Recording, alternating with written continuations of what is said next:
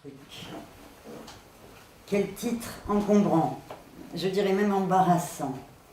D'où sort-il ce titre? Eh bien, à n'en pas douter, première version.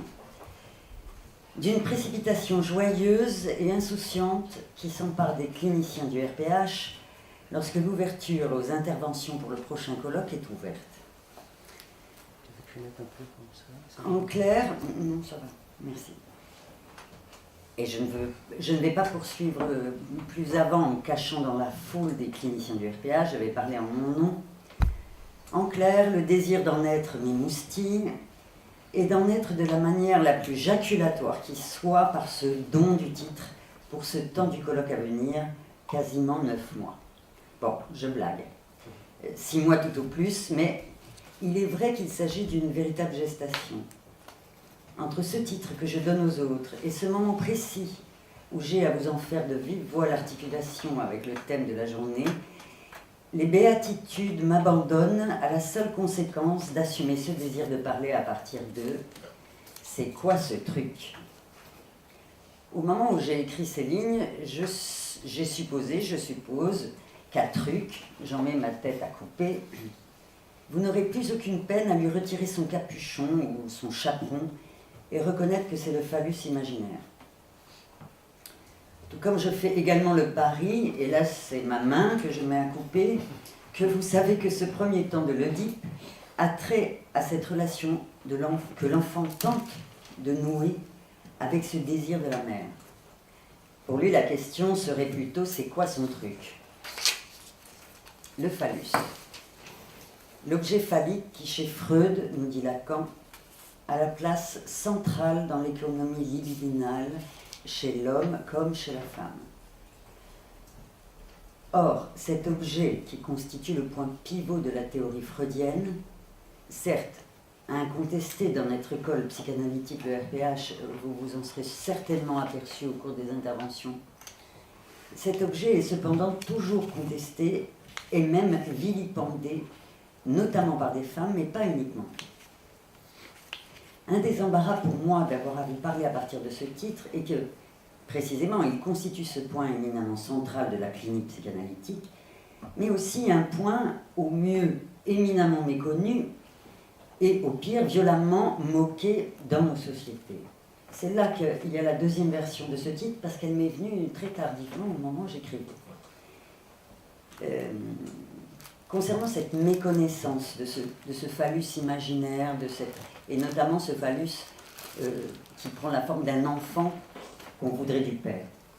Je vais vous parler de mon petit cas personnel, vous allez m'en excuser, mais c'était au moment où j'attendais mon tout premier enfant.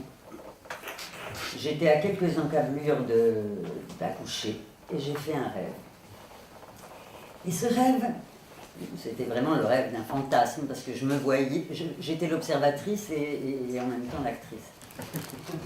Et donc j'accouchais, et c'était assez statique, et des mains saisissaient cet enfant, et cet enfant avait la forme d'un chat persan magnifique, bleu, très beau, et quand je me suis réveillée, ma phrase c'est « quoi ce truc ?» Et ce truc m'est apparu beaucoup plus tard. Et je n'ai à vous donner pour percer, n'est-ce pas, ce mystère du rêve, que dans mon nom patronymique de jeune fille, le nom que j'ai eu de mon père, on trouve le signifiant chat et le signifiant roi. Donc voilà. J'étais donc bien concernée par cet embarras-là qui venait vraiment d'un autre âge. Mais donc, cet objet phallique, c'est un dogme. Oui. Mais je vous prie de ne pas entendre ce mot dans son acception péjorative. C'est-à-dire qui évoque une opinion devenue certitude et qui s'imposerait comme une vérité indiscutable. Non. C'est un dogme au sens où Joseph de Maistre en pose les frontières dans son ouvrage Considération sur la France, qui remonte à 1810. Je le cite. « Si jamais le christianisme n'avait été attaqué, jamais il n'aurait écrit pour fixer le dogme. Mais jamais aussi le dogme n'a été fixé par écrit que parce qu'il existait antérieurement dans son état naturel, qui est celui de parole. Phallus, prima du phallus, phallus imaginaire, phallus symbolique, cet objet qui manque, qui marque aussi bien la présence que l'absence. C'est donc un dogme, une doctrine psychanalytique. Et il me semble important de rappeler ce qui, pour la psychanalyse, fixe le dogme. Partir des faits de notre présent m'offre l'occasion de démontrer l'état naturel, la parole de cette doctrine, fût-ce en usant de ce qui, toujours, tente de la dénier. Et de fait, notre actualité automnale est particulièrement riche en démonstration de ce que cet objet imaginaire est toujours tout à la fois dénoncé et convoité. Un pénisnide illustré à l'usage des cohortes de sceptiques, en quelque sorte. Et en introduction à ce truc, ce phallus imaginaire de cet acte 1 de l'Édipe, je vous propose d'aller sur ces traces, ces empreintes, ces ombres dont notre quotidien regorge. Ainsi, de cette écriture dite inclusive. Pour la prononciation, on ne sait pas encore ce qu'elle donnera. Cette écriture inclusive qui défraie nos chroniques et qui monte au créneau de cette règle grammaticale infâme qui veut que le masculin l'emporte sur le féminin. Bien sûr, ici, il s'agit de genres grammaticaux. Peu importe, c'en est trop. Alors on nous propose des graphies étonnantes et confondantes, allant dans ce même sens d'un et visible.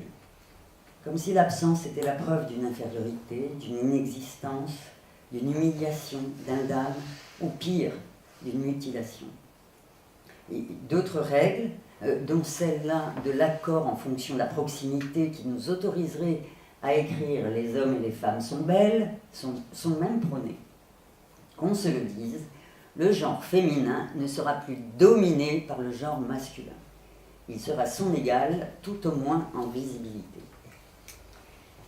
La visibilité, cette règle favorite des affidés, du voir pour croire, de l'être vu pour exister, du furieux désir de reconnaissance qui là-bas est belle aux femmes, notamment leur épargnant cette douloureuse reconnaissance du désir d'un pénis.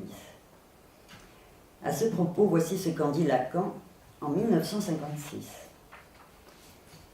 Ce phallus a un rôle si décisif que sa nostalgie, comme sa présence ou son instance dans l'imaginaire, se trouve, semble-t-il, plus importante encore pour les membres de l'humanité auxquels il manque le corrélat réel, à savoir les femmes. Aujourd'hui, en 2017, on en est encore à se demander si la règle grammaticale du neutre masculin ne serait pas à l'origine des harcèlements et viols dont les dénonciations pleuvent en ce moment un peu partout dans le monde. On peut toutefois raisonnablement en douter, car, ne serait-ce que pour les anglophones, ils n'ont pas de tels problèmes d'accord avec leurs adjectifs. Et l'humour nous concède même le droit de revendiquer soit l'égalité des sexes au motif qu'une femme trône aussi dans cette galerie de portraits de harceleurs, ou à l'inverse, nous donne le droit de mettre en doute cette preuve d'une parfaite égalité entre les hommes et les femmes, puisqu'il n'y en a qu'une parmi tant. Donc l'égalité là est sérieuse, sévèrement grevée. Voici ce que je pouvais vous trouver dans notre quotidien le plus récent, comme illustration de ce dogme psychanalytique du phallus imaginaire et de ses effets dans la vie au quotidien des êtres parlants qui n'en veulent rien savoir. On le voit, cette place centrale du phallus ne va guère de soi en dehors de la psychanalyse, ce qui est fort dommageable pour l'ensemble des êtres humains, car c'est pourtant autour d'elle, de cette place centrale, que s'articulent tous les développements de l'absence, de la présence, de l'être, de l'avoir, du complexe d'Édipe et de son ressort, le complexe de castration. Au cours de mes lectures, des textes freudiens pour commencer, pour préparer cette intervention, j'ai trouvé cette phrase dans la 33e leçon intitulée « La féminité », donc chez Freud.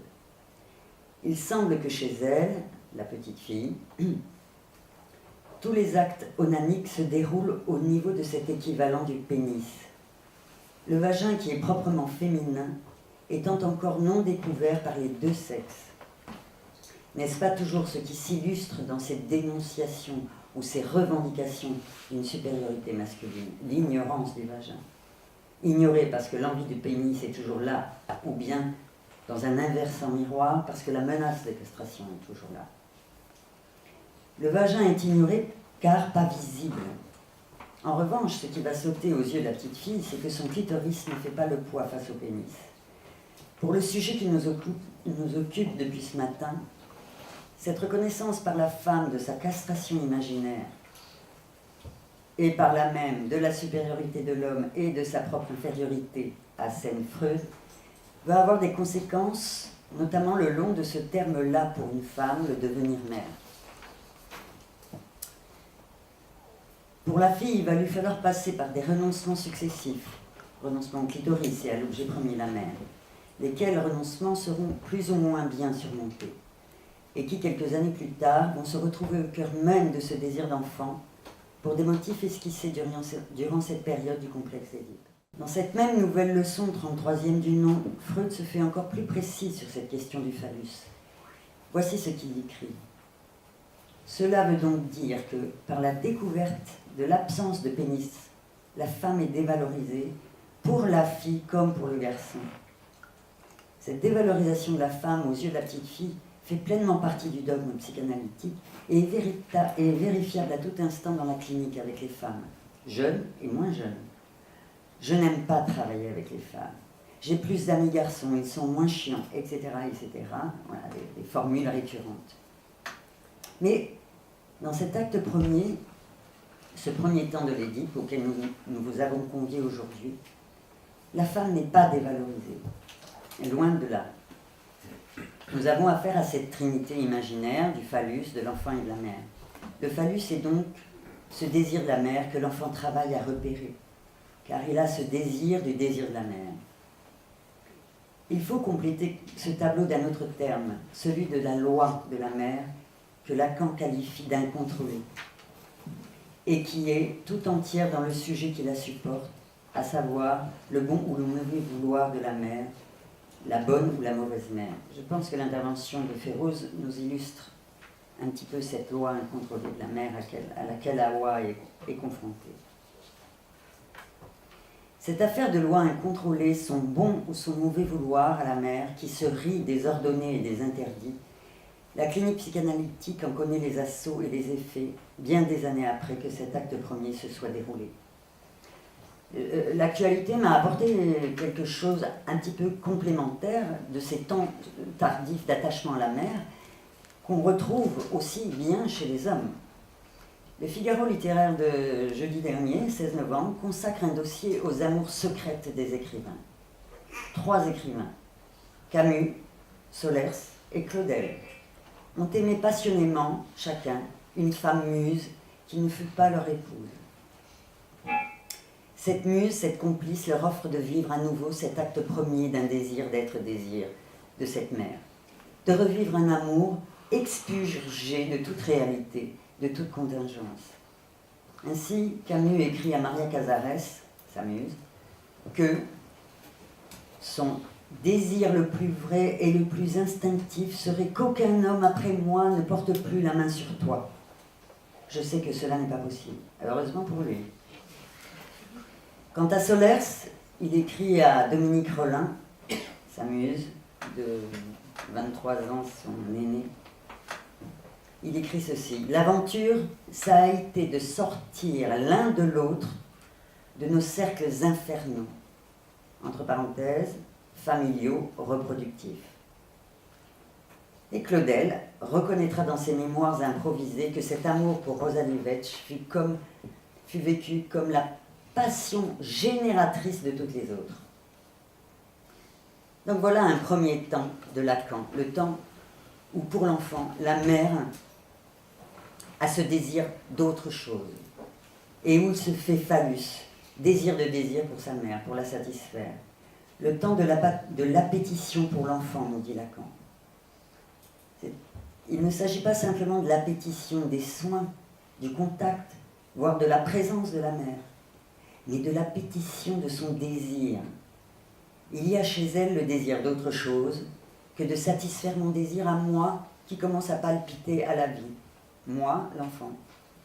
Comment une femme en arrive-t-elle à ce désir de devenir mère? C'est une question loin d'être anodine pour les 3 actes qui vont nous intéresser jusqu'en novembre 2018. Qui l'ouvre, cette femme, à ce désir d'enfant? Est-ce le temps et ces heures qui, de propices qu'elles furent, se font désormais ennemies? Est-ce le désir de l'autre, de son couple? Je laisse entendre que ce serait soit la peur de ne plus pouvoir être enceinte, soit l'amour de l'autre avec qui elle vit. La première hypothèse laisse entrevoir la marque d'un imaginaire qui ferait loi incontrôlée. La seconde, la reconnaissance d'un désir qui fait loi également, mais avec des issues plus symbolisables. Enfin, je finirai par une anticipation avec l'entrée en scène du phallus symbolique, dont Lacan nous informe en 1957 dans ce séminaire Relation d'objet, la relation d'objet. Ce phallus, la femme ne l'a pas symboliquement. Mais n'avoir pas le phallus symboliquement, c'est en participer à titre d'absence. C'est donc l'avoir en quelque sorte. C'est en tant que la fille n'a pas le phallus, c'est-à-dire en tant qu'elle l'a sur le plan symbolique. C'est en tant qu'elle entre dans la dialectique symbolique d'avoir ou de n'avoir pas le phallus. C'est par là qu'elle entre dans la relation ordonnée et symbolisée qui est la différenciation des sexes.